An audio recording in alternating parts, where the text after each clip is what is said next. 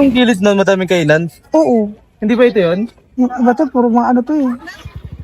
Balik tayo. Hello guys, so ito na, nasa strawberry farm na kami. So ayan, ang ganda-ganda guys. Ayan o.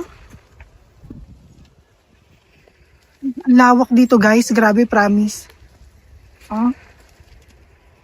Siyempre bibili kami ng strawberry na talagang fresh na fresh. Kasi ibabiyahin namin eh. Mga 7 to 8 hours ang biyahe namin pag nakamotor kami. So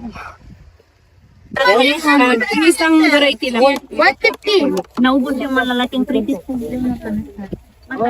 Guys, ito 150. Naman po yung ha? Dami nito. Saan? Ayun, sarap. Oo nga no, guys, ang dami lettuce dito.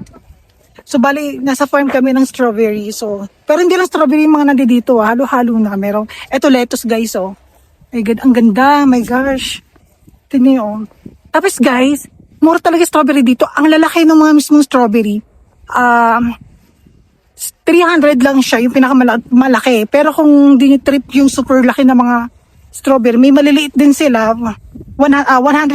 So, since kami pampasalubong yun guys, so, tinodo namin. Nakakaya kasi magbigay ng mga putyo-putyo lang. Guys, ang ganda oh. Kita nyo? Lawak niyan. May ganda, kakahinga lang talaga maglakad.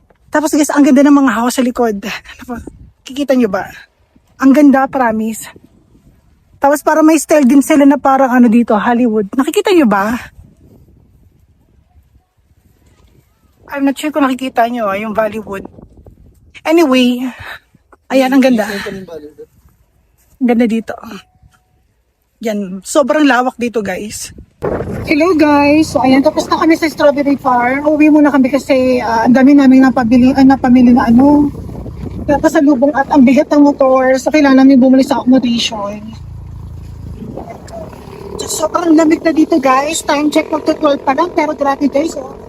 Ang grabe yung pag. Dito niyo yan guys.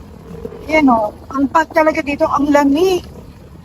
Ayun, Yan, grabe guys oh. Oh my God! Pati na sa heaven dito girl. Ano na makakita kasi dito sa visibility na oh. oh, ganda. Ito maganda, wala tinakita, puro ulat na lang.